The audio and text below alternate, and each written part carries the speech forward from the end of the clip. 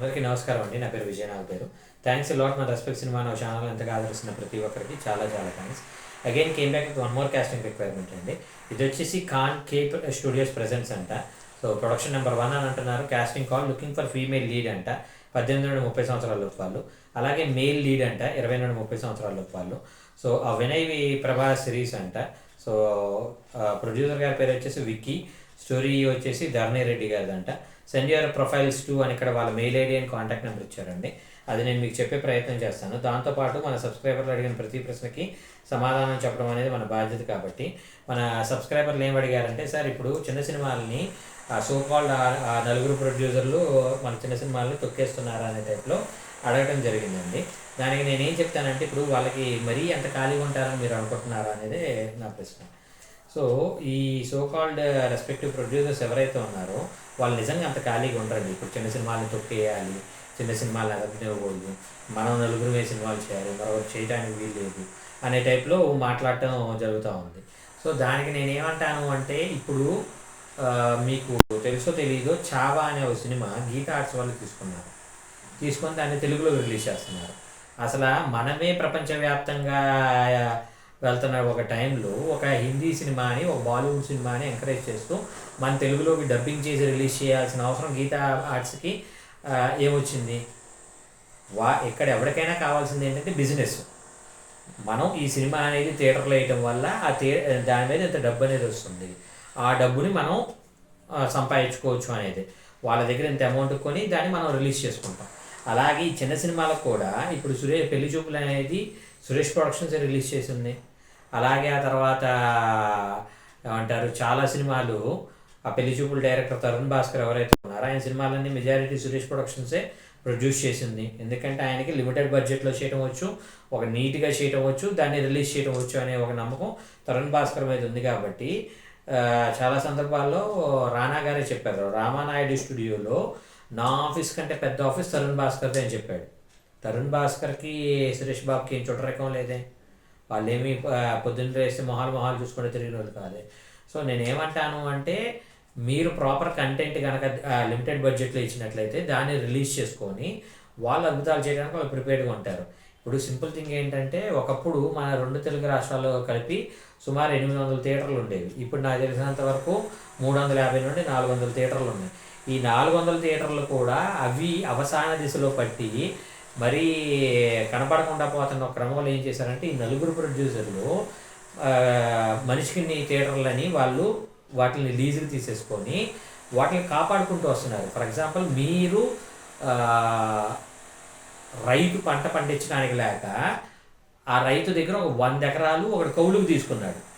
కౌలుకు తీసుకున్న తర్వాత ఇంకొక అతను వచ్చి ఏం చేశాడంటే, అయ్యా మీరు కౌలుకు తీసుకున్నారు కదా, ఈ 3 ఎకరాలు నాకు పంట పండటానికి ఇస్తే నేను మీకు ఇంత ఇస్తాను అనే టైప్లో వచ్చారనుకోండి. ఇప్పుడు వాడు ఫర్ ఎగ్జాంపుల్ సంవత్సరానికి ఒక 10 బస్తాలు, లేదంటే ఒక కమర్షియల్లో మాట్లాడుకుందాం, ఒక 20,000కి ఒక ఎకరానికి మాట్లాడుకొని అతను ఒక 100 ఎకరాలు తీసుకున్నారు అనుకుందాం. ఇప్పుడు ఆ తీసుకున్న అతను ఏదైతే ఉందో పైన కనీసం ఒక 5,000 లాభానికైనా ఇవ్వాలి అనుకుంటాడు తప్పించి అతను నష్టానికి ఇవ్వాలి అనుకోడు కదా. సో అలాగే మీరు అందులో లేదు, నాకు మీరు కౌలుకు తీసుకున్నారు, నేను ఇక్కడ క్రాప్ వేస్తాను, ఆ క్రాప్ వేయడం ద్వారా వచ్చిన లాభాలు ఏదైతే ఉందో లాభాల్లో షేర్ చేసుకుందాం అనే టైప్లో మీరు వచ్చారు. సో మీరేమేస్తానంటున్నారు, పంటకి అది పండిన తర్వాత ఒక మంచి రేట్ ఉండని పంట ఏదైతే ఉందో ఆ పంటని వేద్దాం అంటున్నారు. ఆ పంట వేస్తే దానికి అంత రేట్ ఉండదయా, ఓ పంచి ఈ పంట అంటే ఏంటి, ఫర్ ఎగ్జాంపుల్ డ్రాగన్ ఫ్రూట్ లాంటిదో అలాంటిది వేయండి, మనకి దాని మీద లాంగ్విటీగా ఒక 5 వస్తుంది అనే టైప్లో ఆ లీజ్ తీసుకున్న అతను ఎవరైతే ఉన్నారో అతను మీకు చెప్పాడు. లేదు నేను అదేను, నేను ఇదే వేస్తానని వేరేదేదో వేస్తానన్నారు. అలాంటప్పుడు ఇతను ఏమంటాడు, సరే బాబు నేను 20,000 తీసుకున్నాను, నువ్వు 25,000 ఇచ్చేసి తీసేసుకో అంటారు. నా దగ్గర 25,000 లేవు, నువ్వు నాకు ఇవ్వు, మనం వచ్చిన దాంట్లో షేర్ చేసుకోండి అని మీరు ఫైట్ చేసినట్టు ఉండదు అనమాట. అర్థమైందా మీకు? సో నేనేమంటాను అంటే, ఒక 100 థియేటర్లు ఒక ప్రొడ్యూసర్ తన చేతుల్లో పెట్టుకొని దాని మీద బిజినెస్ అయినా కాకపోయినా, దాని మీద రెవెన్యూ జనరేట్ అయినా కాకపోయినా, అక్కడ రెంట్లు కట్టుకుంటూ, కరెంటు బిల్లులు కట్టుకుంటూ, మెయింటెనెన్స్ కట్టుకుంటూ, ఎంప్లాయీస్ శాలరీస్ ఇచ్చుకుంటూ ఆ థియేటర్ని కనుమరుగు కాకుండా, కళ్యాణ మండపం అవ్వకుండా, మరొకటి అవ్వకుండా కాపాడుకుంటూ వస్తున్నాడు. అలా కాపాడుకుంటూ వచ్చే వాడి దగ్గరికి నేను ఒక సినిమా తీసుకొని వెళ్ళి నేను ఈ సినిమా రిలీజ్ చేస్తాను అంటున్నారు. ఆ సినిమా రిలీజ్ చేస్తే ఆ థియేటర్కి వచ్చే ఆడియన్ మైండ్ సెట్ అనేది మారిపోతుంది అని అంటాను. మీకు ఇంకా అర్థం అవడం కోసం ఒకటి చెప్తాను. ఇక్కడ అమీర్పేటలో సత్యం థియేటర్ అని ఉంది, శేష్ మహల్ థియేటర్ అనేది ఒకటి ఉంది. ఇప్పుడు సత్యం థియేటర్కి ఎంత ల్యాండ్ అయితే ఉందో ఈక్వలెంట్గా శేష్ మహల్కి కూడా అంతే ల్యాండ్ ఉంది. కానీ శేష్ మహల్ థియేటర్లో ఏమైంది అంటే బూతు బొమ్మలు వేయటం వల్ల అది ఎంత మంచి క్యాంపస్ అయినప్పటికీ, ఎంత మెయిన్ రోడ్లో ఉన్నప్పటికీ కూడా దానిని ఏమంటారు, శేష్ మహల్ ప్రాంతాన్ని కనీసం ఒక మల్టీప్లెక్స్ కింద కొనుక్కుందాము, అక్కడ ఒక మల్టీప్లెక్స్ కడదామని ఒక ఆలోచన కూడా ఎవరికి రావట్లా. అదే సత్యం థియేటర్ని మాత్రం తీసేసుకొని అక్కడ ఒక మల్టీప్లెక్స్ కట్టేశారు. ఎందుకురా అంటే అది భూత బొమ్మలు చేసే సినిమా కదా, అక్కడ మనం మల్టీప్లెక్స్ కట్టినా కానీ ఎంతవరకు పాజిటివిటీ ఉంటుందనేది మనకు తెలియదు అని ఒక ఇదిలో ఉండిపోయారు. సో నేను అదే చెప్తున్నాను, ఇక్కడ ఏంటంటే ఏదైనా కానీ మన దగ్గర ఉన్నప్పుడు దానికి ప్రాపర్గా కంటెంట్ ఇచ్చే వాళ్ళు ఉన్నట్లయితే ఈ నలుగురు ఎంకరేజ్ చేయడానికి కూడా ప్రిపేర్గా ఉన్నారు. మనం ప్రాపర్ కంటెంట్ చేయకుండా 5 లక్షల్లోనో 10 లక్షల్లోనో 20 లక్షల్లోనో మనం సినిమా చేసుకొని వెళ్ళి ఆ సినిమా రిలీజ్ చేయని ఫైట్ చేయడం అనేది మూర్ఖత్వం.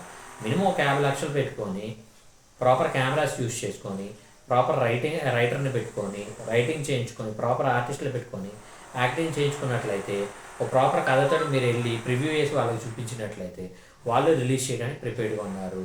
అలా కాకుండా మీరు పెద్ద పెద్ద స్టార్లను పెట్టుకొని మీరు సినిమా చేసినప్పటికీ కూడా ప్రాపర్ కంటెంట్ అనేది లేకపోయినట్లయితే రిజెక్ట్ చేయడానికి కూడా అదే ప్రొడ్యూసర్లు రెడీగా ఉన్నారు. మీకు ఇంకా ఒక ఎగ్జాంపుల్ చెప్తాను. ఒకనొక సందర్భంలో మన మెరుపు కళలు అనే ఒక సినిమా తీశారు ఒక డైరెక్టర్ గారు గతంలో, ప్రభుదేవ అండ్ అరవింద్ స్వామి, కాజల్ గారితో ఒక సినిమా తీశారు. ఆయన చాలా రోజుల తర్వాత సర్వం తాళమయం అని ఒక సినిమా తీశారు. జీవి ప్రకాష్ హీరోగా చేశారు. దానికి ఎవరెవరు వచ్చారు ప్రివ్యూ చేసి, మణి శర్మ గారు, కీరవాణి గారు, దిల్ రాజు గారు, అరవింద్ గారు, సురేష్ బాబు గారు, మైత్రి మూవీ మేకర్స్ వీళ్ళందరూ వచ్చి సినిమా చూశారు. నేను కూడా వెళ్ళాను. అందరు సినిమా చూసేసి పెద్ద విరిచేసి బాగాలేదండి నేను తీసుకోమంటే ఎవరు తీసుకుని వెళ్ళిపోయారు. ఇంతవరకు ఆ సినిమా రిలీజ్ కాలేదు. నేనేమంటానంటే నువ్వు ఎలాంటి డైరెక్టర్ చేశాడనేది అనవసరం, ఎలాంటి హీరో చేశాడనేది అనవసరం, ఎంత బడ్జెట్ ఖర్చు పెట్టాడనేది అనవసరం, అది జనాలకి ఎక్కుతుందా లేదా అనేది మాత్రం అవసరం. జనాలకి ఎక్కుతుంది అంటే మీది కొనుక్కొని వాళ్ళే పబ్లిసిటీ చేసి రిలీజ్ చేస్తారు. జనాలకి ఎక్కడ మీరు సినిమాలు తీసినట్లయితే ఇది రిలీజ్ కావు. అంతే తప్పించి ఒకరిని తొక్కాలి, ఒకరిని ఎక్కాలి అనేది వాళ్ళకు ఉంటుంది అని నేను అనుకోవట్లేదు. ఇంకా మీకు ఇలాంటి హోప్ మీకు అర్థమైంది అనుకుంటున్నాను. ఇంకా మీకు ఇలాంటి డౌట్స్, క్వశ్చన్స్, క్వైరీస్ ఏదైనా ఉన్నట్లయితే తప్పకుండా కమెంట్ రూపంలో అడిగే ప్రయత్నం చేయండి. ప్రతి ప్రశ్నకి సమాధానం చెప్పడం జరుగుతుంది. So getting back to the casting requirement, వీళ్ళ మెయిల్ ఐడి చెప్తాను, నోట్ చేసుకోండి. khanstudio@gmail.com KHAN Khan K studio STUDIOS studios@gmail.com అనేది వీళ్ళ మెయిల్ ఐడి. వీళ్ళ కాంటాక్ట్ నెంబర్ వచ్చేసి 7995415568. I repeat 7995415568. డిస్క్లైమర్ అని మీ అందరికీ తెలిసిందే కదా. పర్టికులర్ కాస్టింగ్ రిక్వైర్మెంట్కి నాకు ఎటువంటి వ్యక్తిగతమైన లావాదేవీలు లేవు. వీళ్ళెవరో కూడా నాకు తెలియదు. వీళ్ళలో ఎవరైనా మిమ్మల్ని డబ్బులు అడిగినా, మిమ్మల్ని మోసం చేసే ప్రయత్నం చేసినా దయచేసి వాళ్ళు ఇగ్నోర్ చేసే ప్రయత్నం చేయండి. ఎందుకంటే మన ఛానల్లో ప్రతిరోజు కాస్టింగ్ రిక్వైర్మెంట్ అనేది వస్తుంటుంది కాబట్టి ఆ కాస్టింగ్ రిక్వైర్మెంట్ ద్వారా మీ అందరి లైఫ్లో అద్భుతాలు జరగాలని మనస్ఫూర్తిగా కోరుకుంటున్నాను. వీడియో నచ్చిందా లైక్ చేయండి, వీలైనంత ఎక్కువ మందికి షేర్ చేయండి. So thank you and all the best.